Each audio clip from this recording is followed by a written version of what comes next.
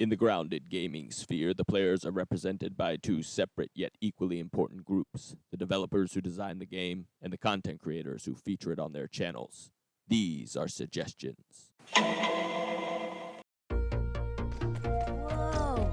I'm not just small, I'm tiny. This is freaking awesome!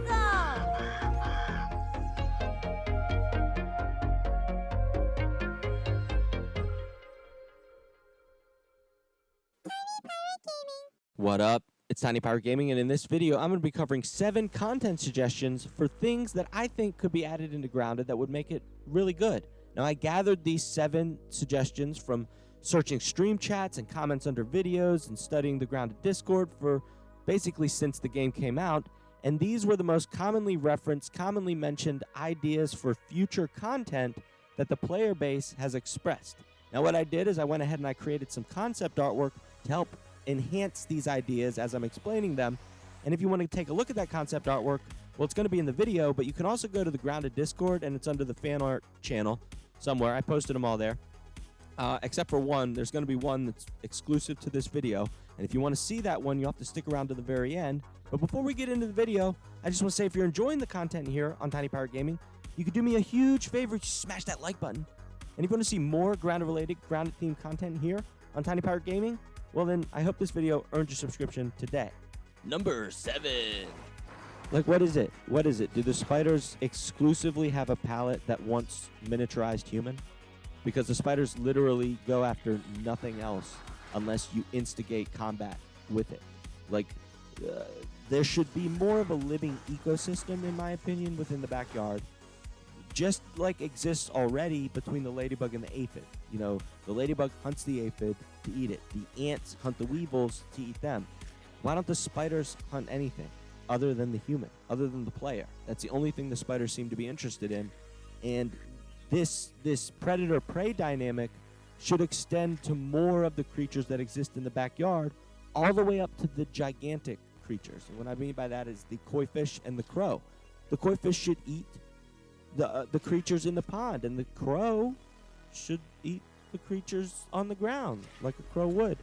But this is what I'm saying. This living ecosystem within the backyard, this dynamic between the hunters and the prey animals, would create a more vibrant dynamic within the universe, and it would allow for fun stuff. Like, for example, if you're being chased by something, but you know that this creature prefers some other creature, and you happen to be carrying a raw meat of that creature, you could drop that raw meat, and maybe this thing that's hunting you no longer goes after you. It takes advantage of the free meal that you just gave it.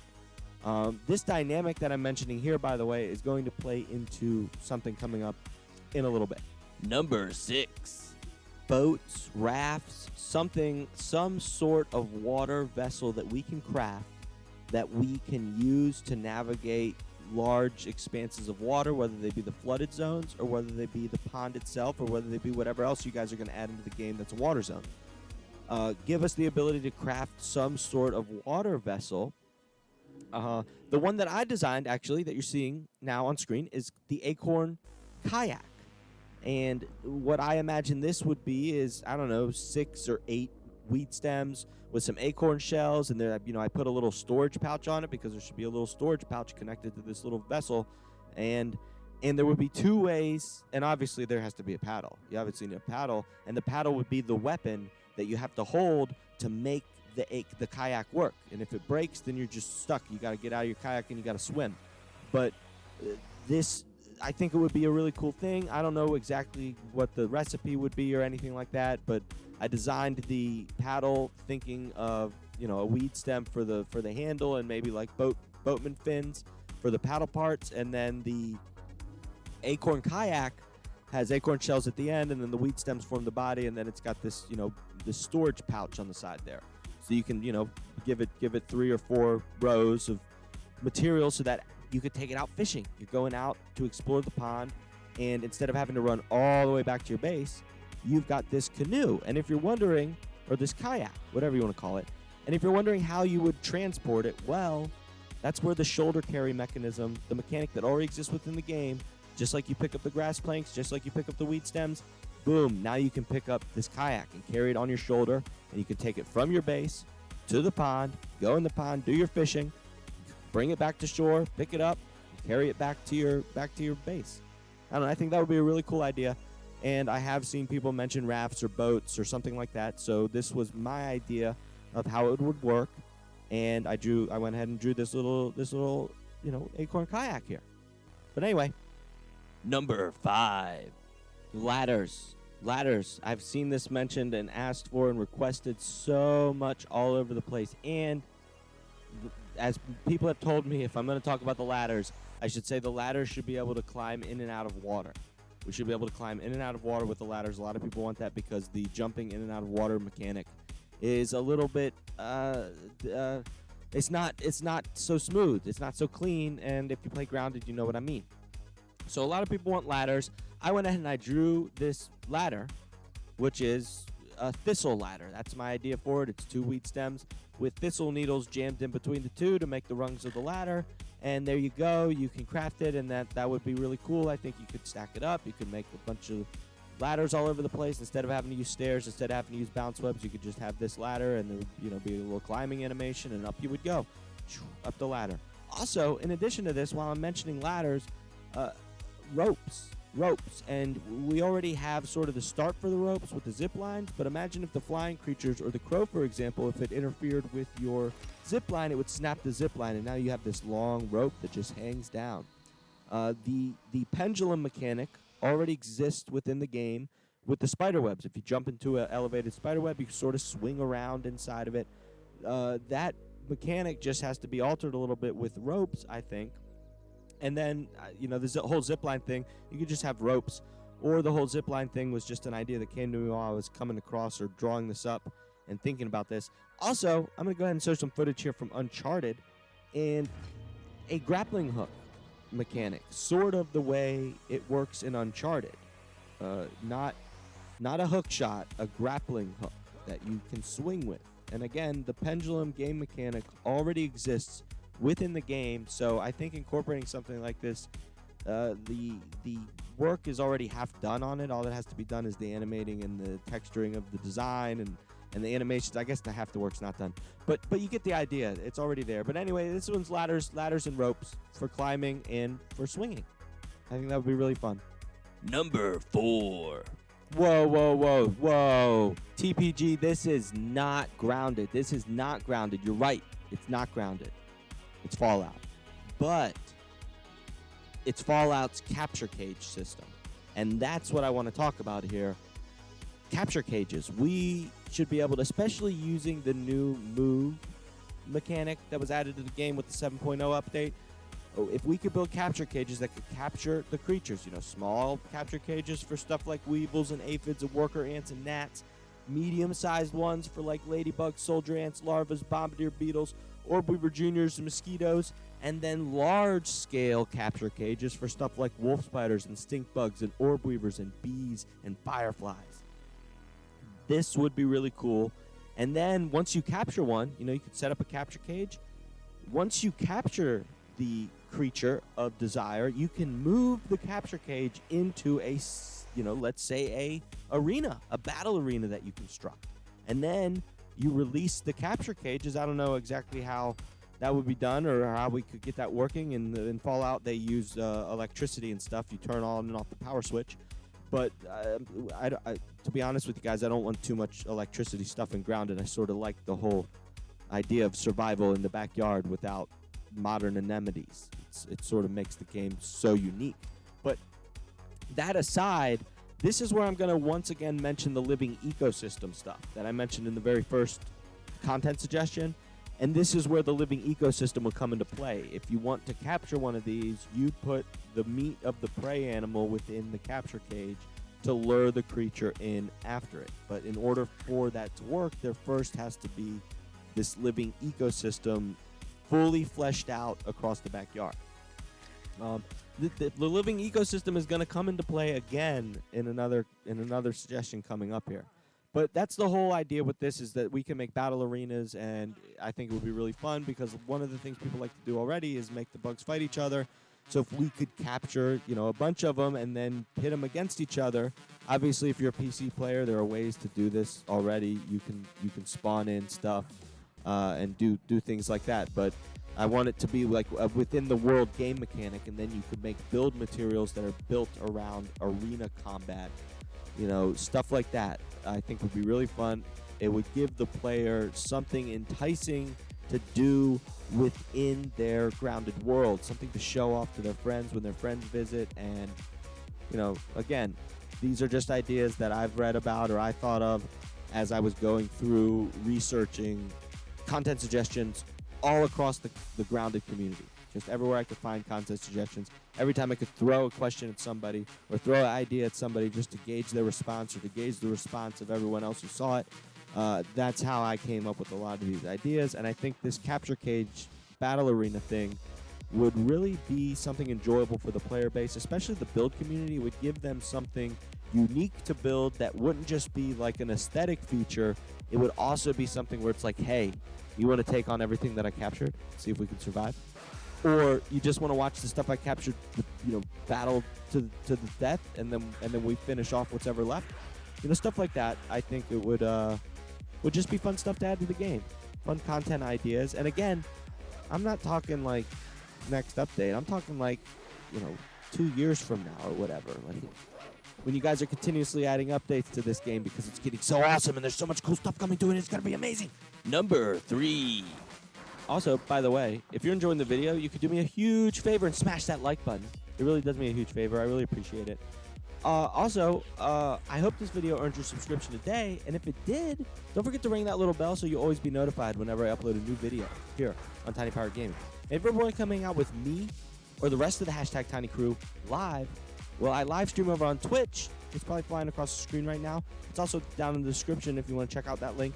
So you can follow me over there so you'll be notified whenever I go live. My schedule's also over there, so you can check that out and figure out when I go live for you. I tell you my times, but everyone's in a different time zone, so I'm not going to do that. But let's get into it. The next one is the Mantis Katana. And you might be like, well, how are you going to get a Mantis Katana? Well, obviously, you're going to have to first have a Mantis mini-boss. Now, people want a boss, like a true boss. Because if you're a boss, like I am, and you can just block stuff all the time, the wolf spiders become not so challenging anymore unless he starts cheating. But a Mantis mini-boss would be really cool. And now here's how I think it could work. And if you've ever played Legend of Zelda Breath of the Wild and you've run into a Lionel, it would be the same as running into a Lionel. And that is probably one of the most exciting, most exhilarating parts of Legend of Zelda Breath of the Wild is when you happen across a Lionel's stalking ground for the first time, and you have to combat it, and it's one of the best battles in the entire game, and I think the Mantis should operate in a very similar way. When you come across a Mantis in Grounded, it is like, whoa, I thought the wolf spiders were tough. No. The praying Mantis is the true alpha predator amongst the insect kingdom in the backyard. And the Mantis mini-bosses, obviously, Mantises are like really big. They're way bigger than the player would be, but I still think you could do it with the dynamic. I mean, the wolf spider is way bigger than the player, and we're blocking and bashing that thing. So I could see it work out where, again, when you go to confront a Mantis, maybe this is the time when you see your friend online and you send him a message and you're like, hey, dude, I found a Mantis in my grounded backyard. You want to come give me a hand with this thing? Because it's, like, really tough. But in return for doing this high-level, super tough mini-boss, and the way I think the Mantis should operate is Mantises can fly. And so every few in-game days, it should change its stalking ground from one biome to another biome to another biome, and it moves around the backyard. Maybe there's 2 of them, and they're each in different biomes depending on the day, and they move around, and they don't just mess with the player. Again, living ecosystem. It's the alpha dominant hunter of whatever biome it lands in, and it just moves around, and that way the player could happen across it totally unsuspecting. Totally unsuspecting. It would be a very exhilarating, very exciting experience for the player when they just happen across this Mantis. And then you're either running, you pop that shinobi sneeze, you get out of there, or you get ready to bash it. It's bashing time. Okay, I'm not going to do any more. I don't want to get a copyright strike. But yeah, it would be a mini boss. I've seen people asking for a mini boss. The Brood Mother was taken out. The Brood Mother, to be honest with you guys, wasn't much of a mini boss to begin with. It was actually weaker than the Wolf Spider, so it's not like it was that super serial. But the Mantis mini boss, I think, would be super serial, like serial mini boss. Okay.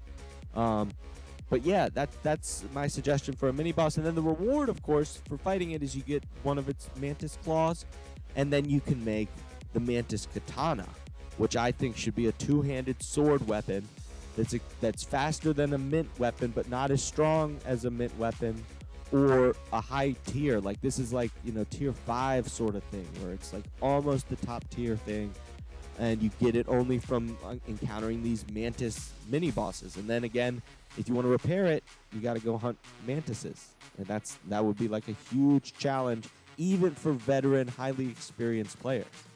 And I think that would just be a really cool thing to add into the game. And I know a lot of people have mentioned the Mantis. The Mantis has been mentioned all over the place. When I uploaded the image of the Mantis Katana onto the Grounded Discord channel, it was the first thing that got commented on and got reactions to it. So the Mantis Katana, or a sword in general, like a real sword, not a pokey sword, it would be highly desired within the community. That's all I'm saying. Number 2. A way to not only befriend, but eventually mount and ride certain passive creatures around the backyard. And primarily, I'm specifically talking about ladybugs and bees in this instance. And in this example, I'm just going to talk about the ladybug, but the dynamic could be the same for the bee. But in order for what I'm going to explain to work, you first need that dynamic living ecosystem across the backyard.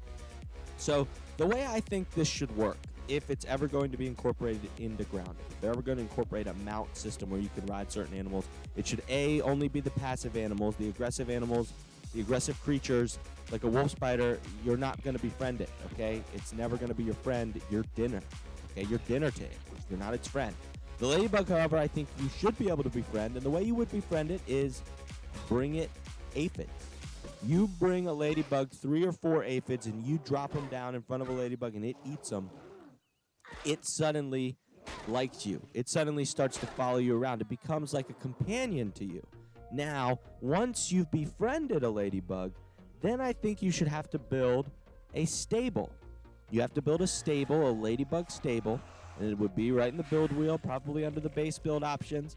And boom, you pop down this ladybug stable, and now you've befriended it, and you bring the befriended ladybug to the stable, and you can now assign this ladybug to the stable, and the ladybug will live in the stable, and there will be a little trough there, and you can just, it's your mount now. But before you can actually mount it, you have to build a saddle.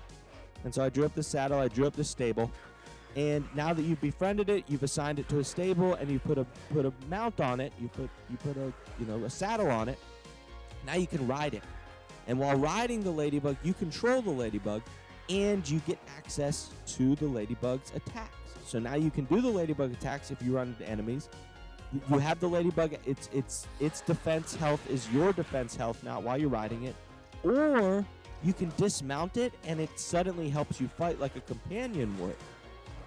From other survival games, if you have the NPC companions, well, now this befriended mount ladybug is your companion in battle until obviously it dies. And when it dies, the saddle breaks, and you have to befriend a new one. Obviously, that's the way it would work. And some people are like, well, why would you want the ladybug? It's not any faster than running. It's actually slower. Well, when you're mounted on it, you should be able to sprint with the ladybug, and one of its attacks is the ram attack. So while riding the ladybug, you should be able to activate the ram attack. I don't know exactly how you would do all this, but I think this, if any way that mounting creatures is added into the game, I think this is the most appropriate, non-game breaking, non-OP way to do it, where it creates an in-game dynamic, an in-game feature, something the player can build towards or work to. And I think that's the way it should be done, and then you can advance it from there. Now, obviously, on my saddle, I drew a storage bin. There's got to be storage bin. Storage is a big deal for me, okay? You got to have lots of crates, lots of chests and crates and baskets and storage everywhere. Everywhere's got to be storage. But anyway, that's how it should be. And then if you feed for example, I said you bring it, the aphids. If you were to bring it cooked aphids, then it would befriend much faster. And you would have to befriend it for a period of time, something like that, a game mechanic like that. And then you could do the same thing for the bee, except with the bee, it would be done.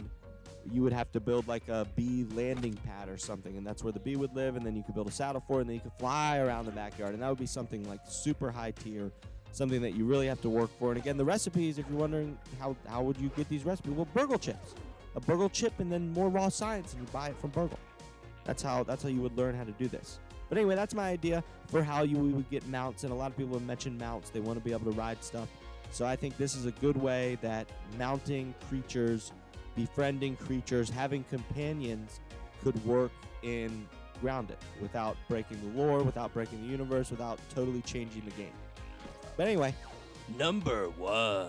Super Mega Boss Battles. Now, of all my suggestions, this is the one that I believe is least likely to actually ever make it into the game. But if it did, I know there's a faction of the player base that would really enjoy it. I for one, have usually totally been against combating the gigantic creatures like the crow or the koi. I think they should be untouchable for us as the player because of the size difference. But if there is a way to do it, this is the way to do it, and you wouldn't be doing it to kill the creature. You would be doing it to break off a part of the creature so that you could make some super high-tier, ultra-level gear out of this material that you can only get by completing this Super Mega Boss Battle event, and the event would be limited. You wouldn't be able to initiate this event whenever you pleased. There would be limited times for these sorts of events to take place.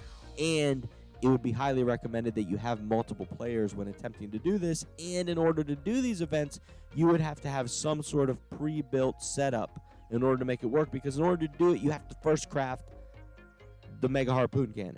And it would be this huge cannon with a giant like weed stem thing with acorn shell point tips or whatever, and you would be able to shoot it, and it would be loaded with a Bratburst. You would put a Bratburst bomb in the back, and that's how it would load up. And you could shoot it, and it would have this big spool on it, and the spool would have silk rope on it, and ultimately you'd have to have one of these pre-built before the event initiates. And then or maybe more of these, you build like 3 of these or 4 of these so that when your friends join in, you can all shoot these things. And the more you have, the more chance you get to actually trigger the moment when you can collect the resources. And then the resource I'm talking about here would be the crow's beak. You can get crow beak chunk or something like that.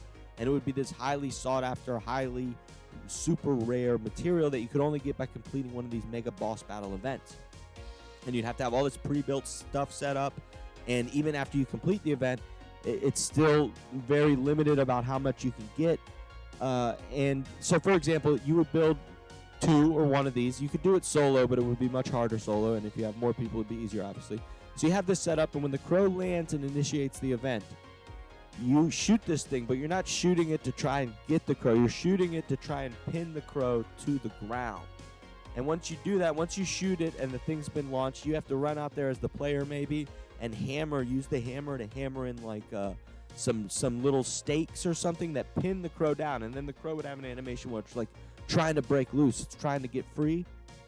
And during that time that it's pinned down, you get to run up and you get to smack its beak with the hammer until you break a chunk off. Now, obviously, once you break the chunks off, the crow becomes enraged and it breaks free from your structuring, destroying your mega cannon. You'd have to rebuild your mega cannon, and then it takes off into the sky and it doesn't come back to the yard for a few days or something like that. That would be the way I think it would work. If there were a way to make these mega boss battles happen. Now, if you're wondering how the koi fish would work, well, if you've ever played Assassin's Creed Black Flag and you've done the whale hunting mini game within that, that is how I think the koi fish thing would work. And again, you're not doing this to kill it. You're doing it to get a chunk. So if you do this to the koi fish, the material would be like pristine koi scale or something. Some special koi fish thing, and you could build some like ultra upgraded koi fish armor or something like that. You know, tier 6, tier 7. These are like beyond it. But again, like I said, these are just crazy ideas about just because I've seen this. I've seen this suggested all over Grounded. People want to combat these gigantic creatures. So I tried to, think it up in my head. How could you turn this into a fun mini game mechanic or a fun co-op experience within Grounded? And I came up with this mega harpoon cannon and this, pinning creatures down. And then the reason you're doing it is to get these super rare materials that you can build super high tier level gear out of. And that's the whole point for doing one of these mini games. But that's pretty much it. That's my idea for how the mega boss battle would be. And there's my little concept art and my little funny animations for how I think it would work. And again, the koi fish would be just like the whaling game. You would have some sort of boat that you can craft with a mega harpoon cannon on it, and you shoot it at the koi fish, and it latches on, and the koi fish starts swimming around, and it's pulling your boat, and you get to use the throw mechanic to throw spears or something at it, until eventually it breaks off the pristine scale, and the koi fish dives deep under the water because it's you're really freaked out now, and then you get to pull in on your harpoon cannon or whatever the pristine scale. Something like that. That would be how I think it could be done. And again, this is the least likely suggestion that I ever think will make it in the Grounded. There you go. 7 content additions to Grounded that I think would be really fun, really cool. And again, I gathered these from researching the Grounded community all over the interwebs to see what people were talking about, what ideas people had. And these were the most commonly talked about things that I could find all over the place, all over the interwebs. Whether they be in comments under videos, whether they be in the Discord, whether they be on the Twitter, wherever they were. Stream chats. These were ideas that I saw being flung around by the player base all over the place. So I decided to make this video and feature all of them and try to think them out the way a game developer would about how you incorporate something like this into the game without just, willy-nilly throwing something in there that doesn't really add up or feel immersive or feel fun. These were ways that I thought they could be implemented in the game that would make the game a lot of fun. And if you have other ideas, if you like my ideas, you could do me a huge favor and smash that like button, and let me know in the comments what ideas do you have that I missed, or do you like the ideas that I talked about, or do you not like the ideas that I talked about? Be like, I don't like this one, but I do like that one. Let me know in the comments. Start a conversation with me. And if you ever want to come talk to me live about any of these ideas or about Grounded or about anime or about movies, well, I live stream over on Twitch. So you should follow me there if you ever want to come hang out live and talk about Grounded with me. That's what I play. But anyway, that's pretty much it. I hope this video earned your subscription today. And if it did, don't forget to ring that little bell so you can join the #Tiny Crew.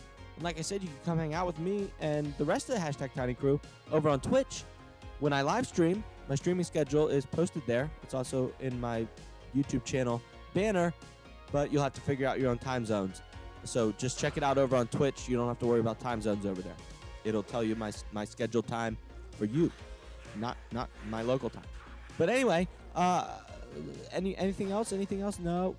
Comment, like, subscribe. Oh, I also have a Twitter. That's where I announce channel news, and I'm working on building a Discord for the channel because the goal is at 250 subscribers, I'm going to put the Discord link out and everyone's going to be able to join the Tiny Pirate Gaming Discord. So that's coming in the near future to Tiny Pirate Gaming. But I think that's pretty much it for the video. This, much like my game mechanics video, is literally just a pitch video of the most common ideas and game mechanic suggestions that I've discovered while researching Grounded that I thought sounded really cool, and that a bunch of my community also said, hey, these ideas sound like they would be really cool. So I went ahead and I made these videos. I drew this concept art, and I hope you all really enjoyed the video. Thank you so much for watching, and until next time. Arg, matey, watch your step. There be a tiny pirate here.